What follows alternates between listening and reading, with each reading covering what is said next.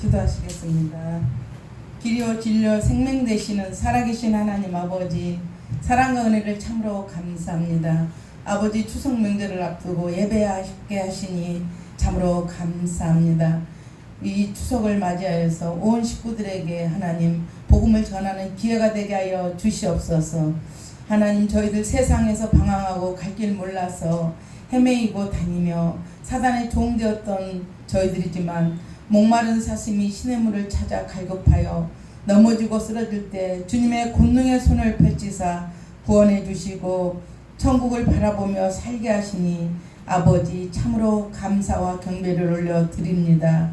살아계신 하나님 아버지, 어디서 와서 어디로 가는 줄 모르고 사는 저희들의 인생을 주님의 십자가 사랑으로 인하여서 죄에서 자유롭고 죽음에서 자유를 주신 주님 참으로 감사를 드립니다.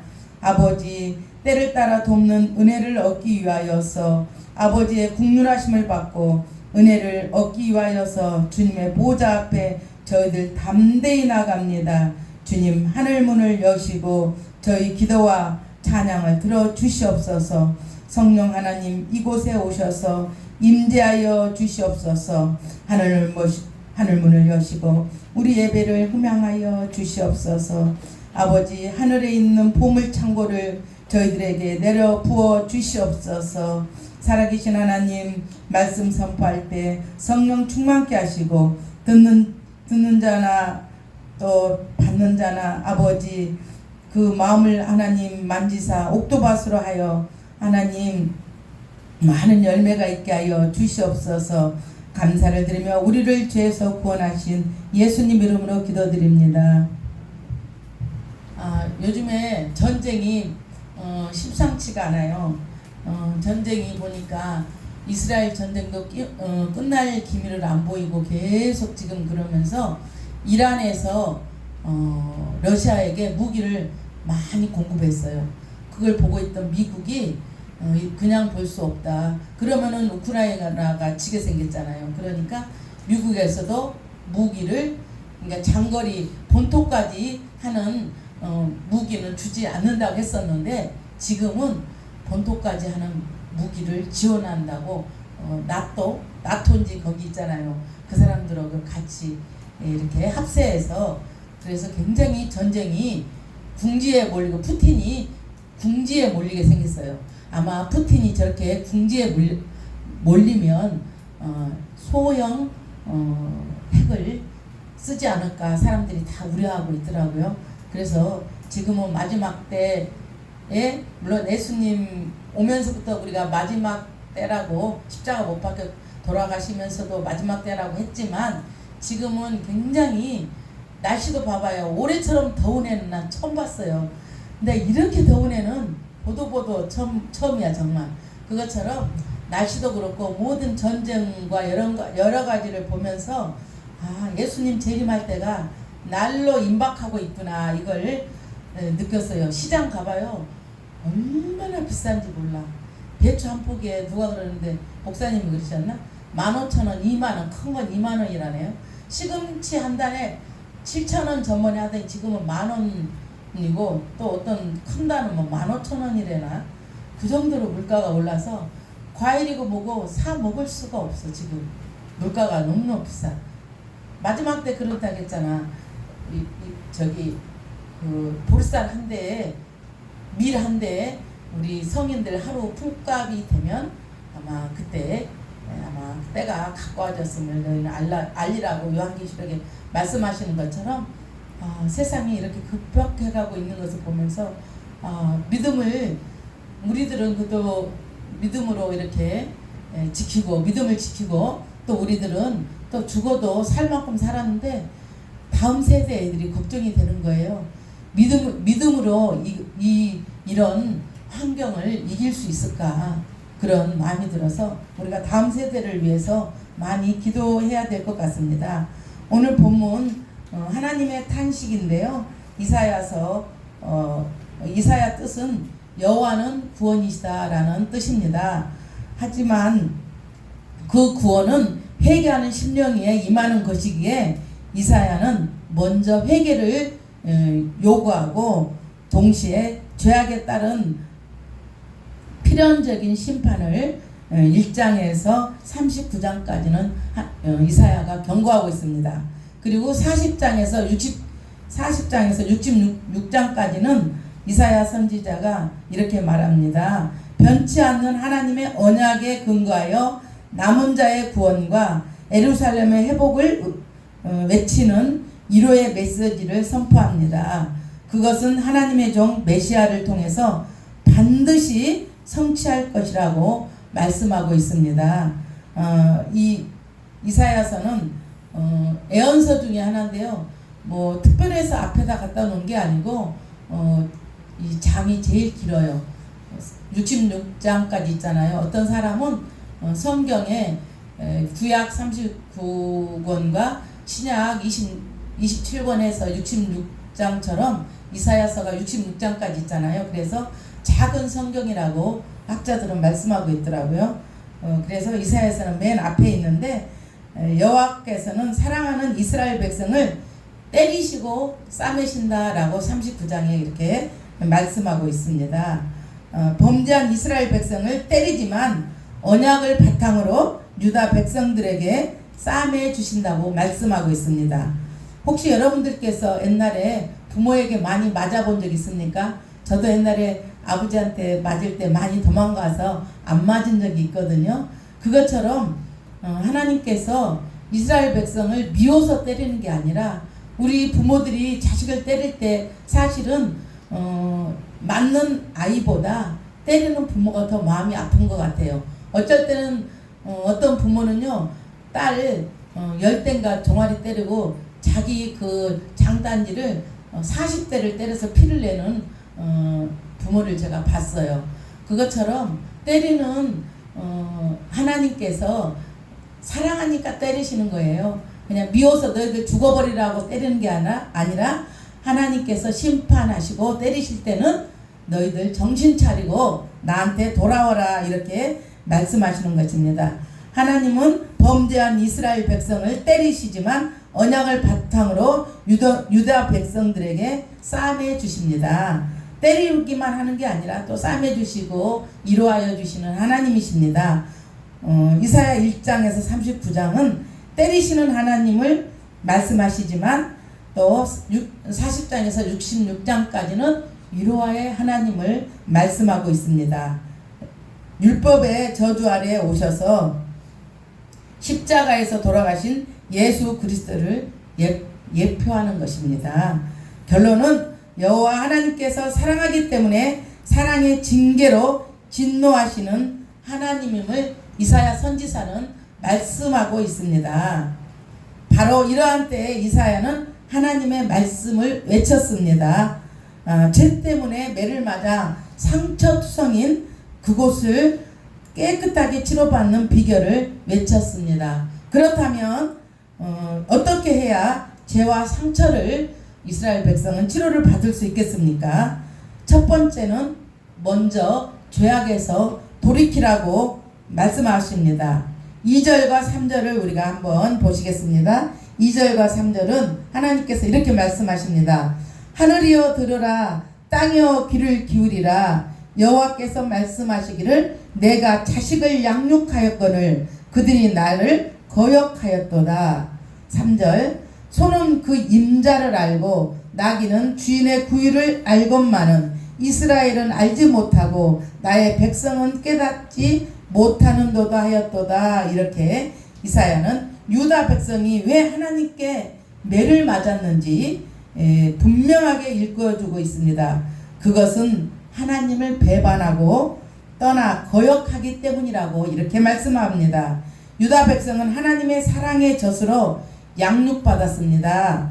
하나님은 애굽에서 다 죽어가는 피투성이인 이스라엘 백성을 데려다가 먹이고 입히고 또 가나안 땅을 주셔서 살 장소까지 다 마련해 놓고 나한테 돌아오라고 하지만은 하나님을 떠나서 우상을 섬기고 세상을 좋아하고 돈만 사랑하고 하나님보다 더 좋아하는 것들로 자기들의 배만 채우고 있는 이스라엘 백성한테 하나님은 심판하시겠다고 말씀하십니다.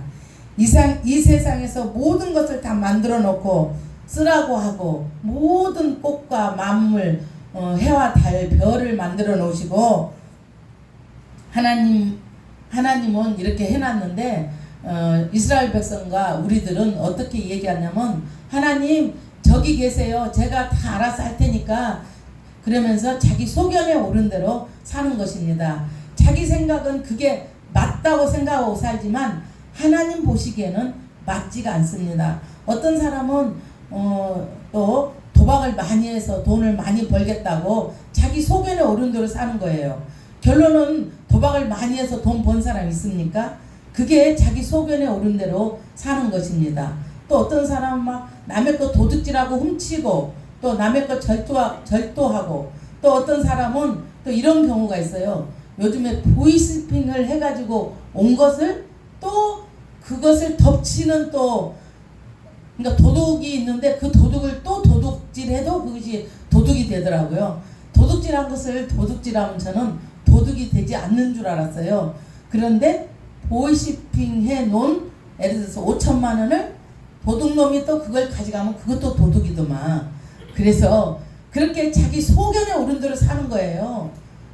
또 우리 아는 사람은 또 두목이거든요. 깡패 두목인데 이렇게 모여가지고 건설회사나 또 이런데 또 강압을 넣고 이렇게 해서 결론은 돈이 없으니까 두목들도 다 떠나더라고요. 두목세계도 돈이 있어야 된다는 걸 저는 알았어요. 그것처럼 사람들이 자기 소견에 오른 대로 자기 생각에 오른 대로 사는 것입니다.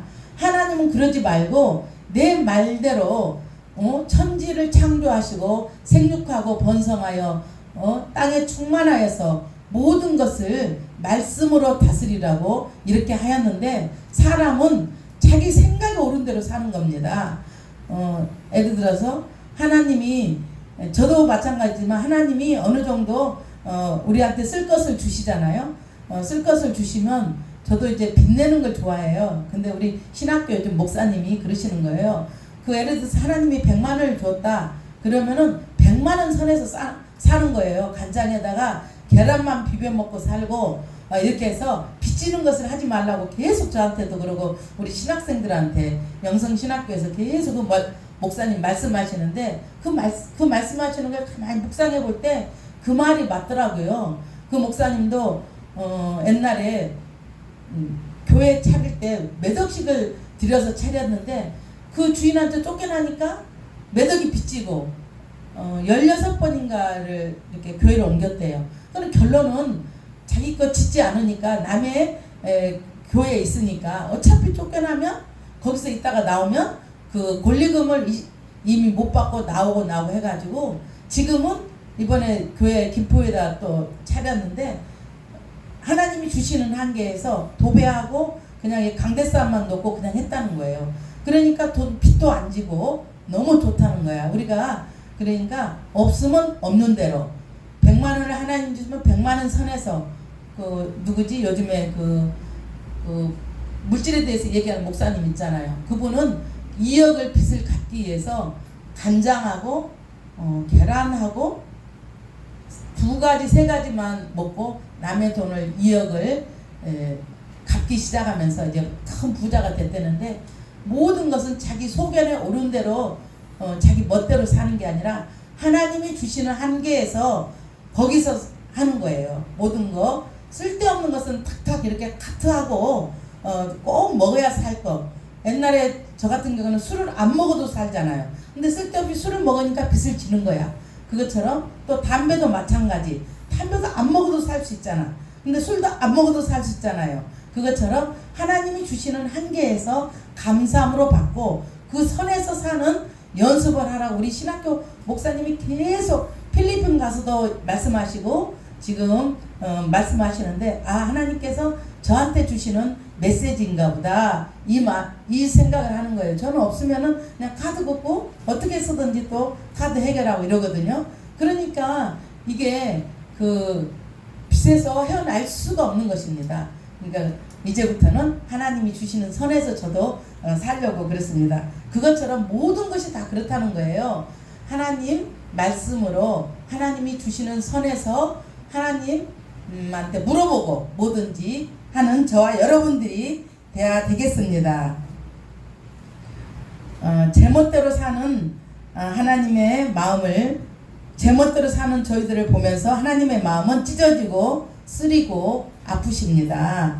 그리하여 매를 드시고 그 백성을 하나님은 치셨습니다.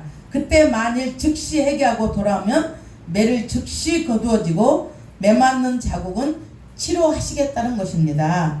하나님께서는 호소하십니다. 내 말을 들으라고 말씀하십니다.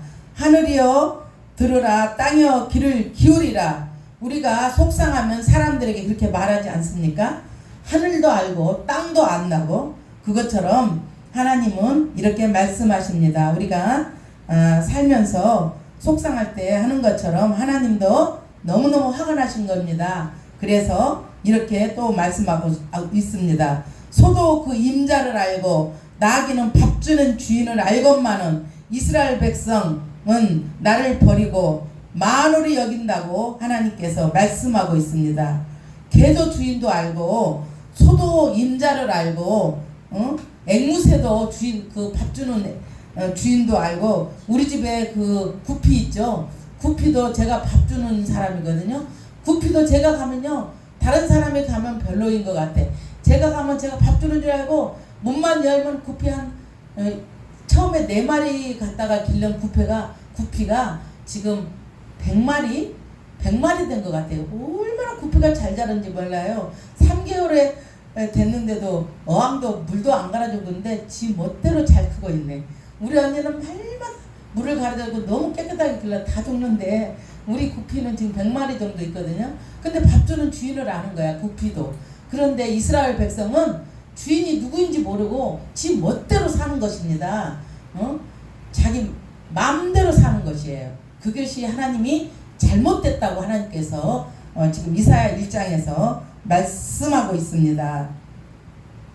하나님을 떠나서 자기 멋대로 살다가 자기 소견대로 옳은 대로 살다가 넘어지고 쓰러지는 인생들을 보면서 하나님께서 이렇게 말씀하십니다.